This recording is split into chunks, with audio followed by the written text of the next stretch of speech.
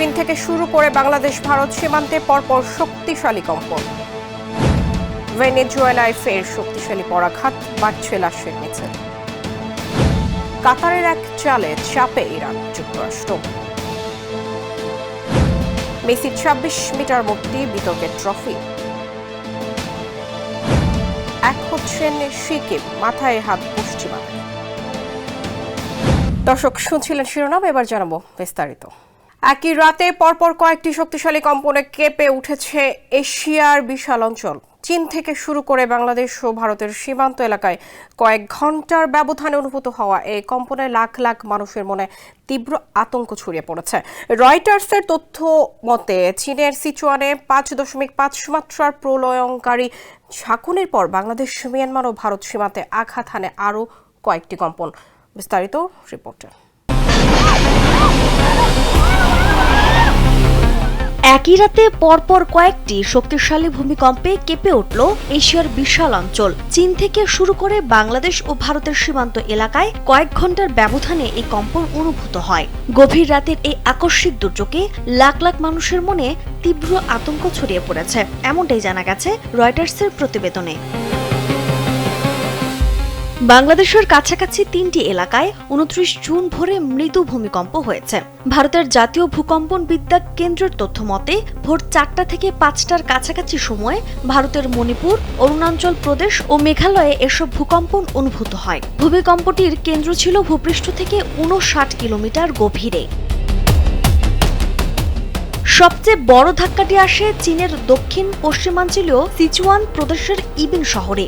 সোমবার মাঝরাতে ঠিক ১২টা ১২ মিনিটে সেখানে ৫.৫ মাত্রার একটি শক্তিশালী ভূমিকম্প আঘাত হানে। মাটির মাত্র ৬ কিলোমিটার গভীরে এর উৎপত্তি স্থল হওয়ায় ঝাঁকুনি ছিল প্রচণ্ড। মানুষ তখন গভীর ঘুমে মগ্ন। ঠিক তখনই হঠাৎ আস্ত বাড়িঘর, খাট ও আলমারি তীব্রভাবে দুলতে শুরু করে। চোখের পলকে ঘুমের রেশ কেটে গিয়ে মানুষের মনে চরম আতঙ্ক নেমে আসে। জীবন বাঁচাতে মানুষজন ঘর ছেড়ে খোলা রাস্তায় ছুটে আসেন। পরিস্থিতি সামাল দিতে চীন সরকার দ্রুত তৃতীয় স্তরের জরুরি অবস্থা জারি করেছে এবং মাঠে নামিয়েছে উদ্ধারকারী দল। চীনের দুর্যোগ মোকাবেলায় যে ৪ স্তরের ব্যবস্থা রয়েছে তার মধ্যে এটি অত্যন্ত সংবেদনশীল। চীনের এই ঘটনার রেশ কাটতে না কাটতেই কেঁপে ওঠে বাংলাদেশ ও ভারতের সীমান্ত অঞ্চল। গত রোববার রাত ৯টা ৫৩ মিনিটে প্রথম ধাক্কাটি আসে বাংলাদেশ মিয়ানমার সীমান্তে।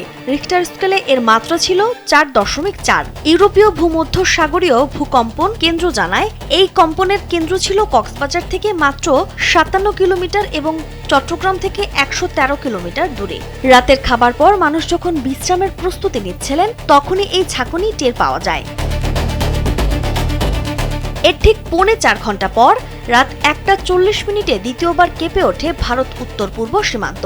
ভারত মিয়ানমার সীমান্ত অঞ্চলে ৩.২ মাত্রার আরেকটি ভূমিকম্প আঘাত হানে। যখন মানুষ গভীর ঘুমে বিভোর, ঠিক তখনই মাটির নিচে এই কম্পন তৈরি হয়। এর কেন্দ্রস্থল ছিল ভারতের ডিব্রুগড় শহর থেকে ৭৭ কিলোমিটার দূরে। এরপর এভাবে সীমান্ত এলাকাগুলো কেঁপে ওঠায় সাধারণ মানুষের মনে এক ধরনের গভীর ভয় ও উদ্বেগ কাজ করছে।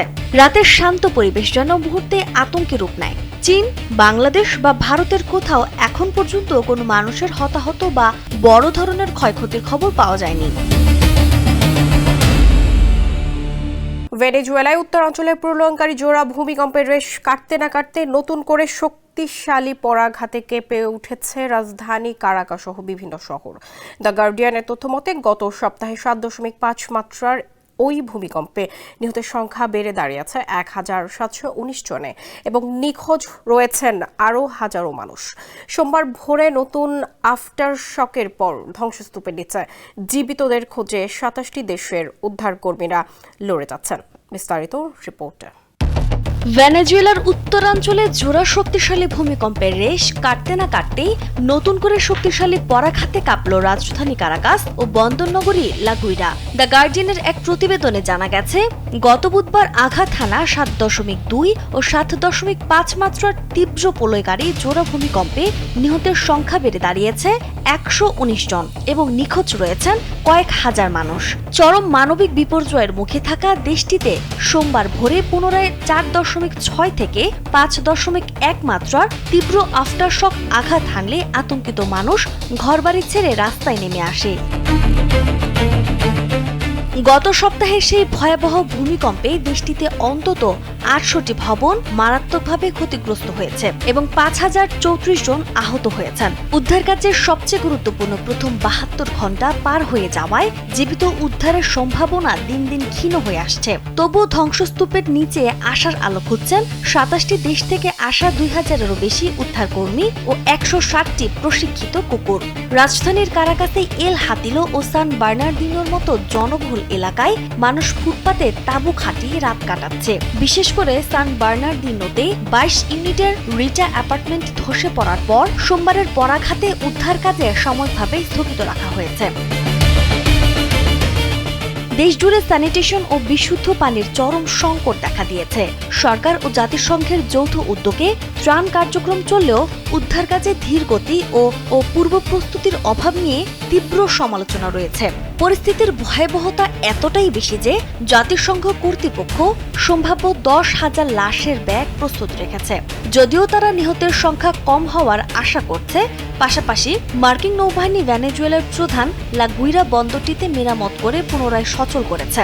বর্তমানে এই সচল বন্দরটি ব্যবহার করে মার্কিন যুদ্ধজাহাজ ইউএসএস ফোর্ট লডারডেল প্রয়োজনীয় ত্রাণ ও সরঞ্জাম সরবরাহ করছে এবং মার্কিন নৌবাহিনী বন্দরটি সচল করায় ত্রাণ পৌঁছানোর পথ প্রশস্ত হয়েছে। তবে অবকাঠামোগত দুর্বলতার কারণে কারাকাস মেট্রোর অনেক লাইন বন্ধ ঘোষণা করা হয়েছে। কিন্তু কেন এই পরিস্থিতি? মূলত ভূতাত্ত্বিক পরিবর্তনের কারণে ঘটা এই জোড়া ভূমিকম্প ও তার ধারাবাহিক পরাঘাত ভেনেজুয়েলার দুর্বল অবকাঠামোকে পুরোপুরি ভেঙে দিয়েছে। গৃহহীন হাজার হাজার মানুষ এখন পার্কে দেল এস্তের মতো খোলা জায়গায় মানবেতর জীবনযাপন করছে। সরকার উদ্ধার কাজ অব্যাহত রাখার প্রতিশ্রুতি দিলেও প্রকৃতির এই রুদ্ররোষে ভেনেজুয়েলা এখন এক অনিশ্চিত ও যন্ত্রণাময় সময়ের মধ্যে দিয়ে যাচ্ছে। নাজমুনহার উসবা, কালবেলা।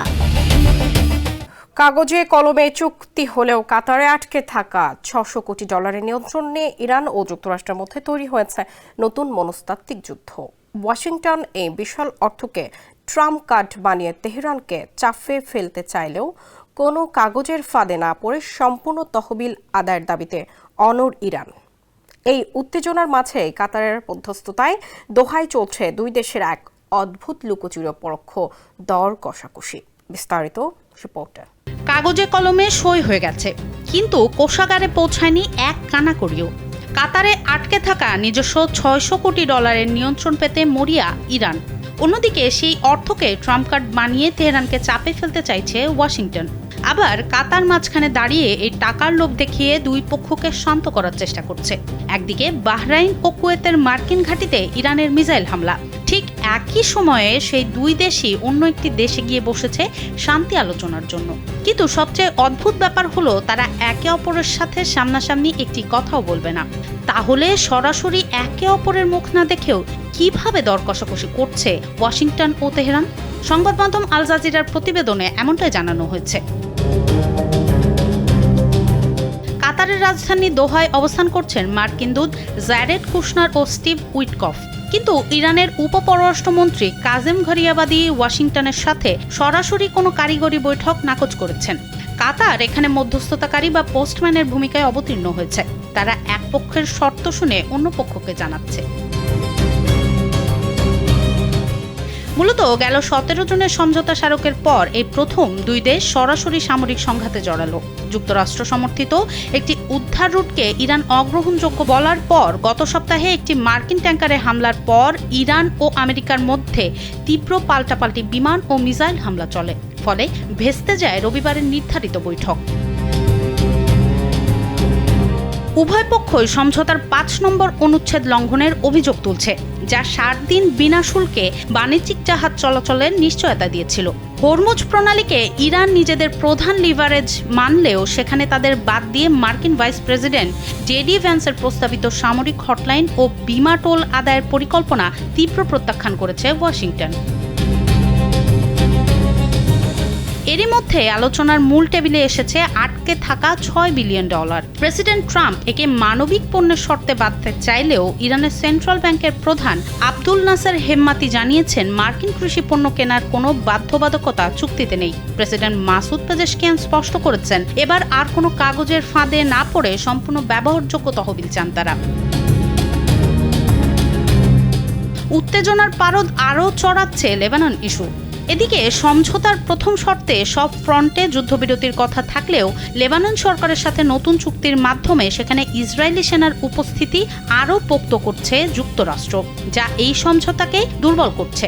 অন্যদিকে ক্ষেপণাস্ত্র কর্মসূচি আলোচনার বাইরে থাকলেও ইরানের অ্যাসেম্বলি অব এক্সপার্টসের 60 জনেরও বেশি সদস্য সর্বোচ্চ নেতা মোস্তফা খামেনির রেড লাইন মনে করিয়ে দিয়েছেন। তাদের সাফ কথা, পারমাণবিক অধিকার, নিহত নেতাদের প্রতিশোধ ও নিষেধাজ্ঞা প্রত্যাহারে সুনির্দিষ্ট গ্যারান্টি ছাড়া আর কোনো আপোষ নয়। দোহায় শুরু হওয়া এই পরোক্ষ কূটনৈতিক নাটকের ক্লাইম্যাক্স শেষ পর্যন্ত কোন দিকে মোড় নেয়, আর কাতারের এই লুকোচুরি টেবিলের দাবার চালে শেষ হাসি কে হাসবে, তার উত্তর লুকিয়ে আছে আগামী দিনগুলোর কূটনৈতিক চালের উপর। সনম সিদ্দিকী, কালবেলা। আর্জেন্টিনায় প্যাটাগোনিয়ায় ফুটবল জাদুকর লিওনেল মেসির 26 মিটার উঁচু এক স্মৃতিস্তম্ভ উন্মোচন করা হয়েছে, যা এখন পর্যন্ত মেসির নির্মিত সর্বোচ্চ ভাস্কর্য। তবে এই বিশালাকৃতির মূর্তির উচ্চতা বা মেসির প্রতি ভালোবাসা ছাপিয়ে নেট দুনিয়ায় বিতর্কের ঝড় তুলেছে ভাস্কর্যের সাথে থাকা বিশ্বকাপ ট্রফিটির বিতর্কিত অবস্থান ও গঠন শৈলী। 2022 বিশ্বকাপ জয়ের পর মেসির আইকনিক উল্লাসের ভঙ্গি ফুটিয়ে তোলা এই ভাস্কর্যটি নিয়ে নেট নাগরিকদের সমালোচনা ও হাসির রোলের আড়ালে থাকা আসল ঘটনা এবং ট্রফি বিতর্কের বিস্তারিত থাকছে রিপোর্টে। আর্জেন্টিনার আইকন লিওনেল মেসিকে নিয়ে ফুটবল বিশ্বের উন্মাদনা নতুন কিছু নয়। তবে এবার পেটাগোনিয়ার বুকে এমন এক কাণ্ড ঘটে গেল যা দেখে চোখ কপালে ওঠার জোয়ার সবার। বিশ্বজয়ী এই ফুটবল জাদুকরকে সম্মান জানাতে গিয়ে তৈরি হলো বিশাল এক ভাস্কর্য, যা নিয়ে এখন নেট দুনিয়ায় বইছে হাসির রোল আর বিতর্কের ঝড়। শিল্পকর্মটির উচ্চতা আর মেসির প্রতি ভালোবাসা ছাপিয়ে এখন আলোচনার কেন্দ্রবিন্দুতে রয়েছে মূর্তির সাথে বিশ্বকাপ ট্রফির বিতর্কিত অবস্থান। আর্জেন্টিনার কুত্রালকো শহরে সদ্য উন্মোচিত হয়েছে লিওনেল মেসির এক বিশাল স্মৃতিস্তম্ভ। 26 মিটার উঁচু এই ইস্পাতের ভাস্কর্যটি এখন পর্যন্ত মেসির নির্মিত সর্বোচ্চ মূর্তি হিসেবে স্বীকৃত।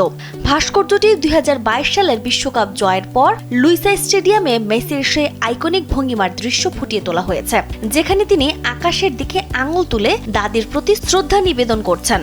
কিন্তু বিতর্কের শুরু হয়েছে ভাস্কর্যের সাথে থাকা বিশ্বকাপ ট্রফির অবস্থান নিয়ে। সামাজিক যোগাযোগ মাধ্যমে ট্রফিটির গঠনশৈলী নিয়ে তৈরি হয়েছে নানা কুৎসিত মন্তব্য, যা মুহূর্তেই ভাইরাল হয়েছে। এই বিশাল কর্মযজ্ঞের নেপথ্যে ছিলেন ভাস্কর আলদো বেরুইসা।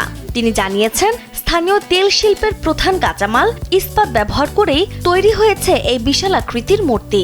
বেরুইসার ভাষ্য মতে এটি ছিল তাদের সম্প্রদায়ের জন্য একটি বড় চ্যালেঞ্জ, যা তারা ঈশ্বরের কৃপায় সফলভাবে সম্পন্ন করেছেন। ভাস্কর্যটির নকশায় একাধিকবার পরিবর্তন আনা হয়েছে, যাতে মেসির অভিব্যক্তি আরও স্পষ্টভাবে ফুটে ওঠে। কুত্রালকো শহরটি মূলত তেল শিল্পের জন্য পরিচিত হলেও এই মূর্তিকে কেন্দ্র করে এখন পর্যটনের এক নতুন সম্ভাবনা তৈরি হয়েছে। আলোচনার ভিড়েও স্থানীয় ভক্তরা একে অবিশ্বাস্য ও আবেগের বহিঃপ্রকাশ হিসেবে দেখছেন। উল্লেখ্য, এর আগে কলকাতার 21.3 মিটার উঁচু মেসির মূর্তিটি নিরাপত্তার খাতিরে সরিয়ে ফেলা হয়েছিল। তবে কুত্রালকো এর এই স্থাপনাটি সব উচ্চতার রেকর্ড ভেঙে এখন আলোচনার শীর্ষে। নাজবুন নাহার উসবা, কালবেলা। ইউক্রেন যুদ্ধে রাশিয়ার পক্ষে লড়তে উত্তর কোরীয় সেনা মোতায়েন এবং অন্যদিকে যুদ্ধবন্দী সেনাদের দক্ষিণ কোরিয়ায় আশ্রয়ের আকুতির মাঝেই দীর্ঘ 7 বছর পর পিয়ংইয়ং সফর করলেন চীনা প্রেসিডেন্ট শি জিনপিং। এই সফরকে দুই দেশের সম্পর্কের ঐতিহাসিক মুহূর্ত আখ্যা দিয়ে বেইজিংয়ের সাথে সামরিক অর্থনৈতিক সম্পর্ক আরও জোরদারের ঘোষণা দিয়েছেন কিম জং উন। একদিকে পুতিন কিমের প্রতিরক্ষা চুক্তি আর অন্যদিকে উত্তর কোরিয়ার সবচেয়ে বড় অর্থনৈতিক লাইফলাইন চীনের এই নতুন ব্লুপ্রিন্ট কিভাবে পশ্চিমাদের কপালের চিন্তার ভাঁজ বাড়াচ্ছে তা নিয়ে বিস্তারিত থাকছে রিপোর্টে। একদিকে উত্তর কোরিয়ার হয়ে ইউক্রেন যুদ্ধে লড়ছে হাজার হাজার উত্তর কোরীয় সেনা, আর ঠিক অন্য পাশে দক্ষিণ কোরিয়ায় আশ্রয় চাচ্ছে ইউক্রেনের হাতে বন্দী হওয়া উত্তর কোরিয়ারই সৈন্যরা।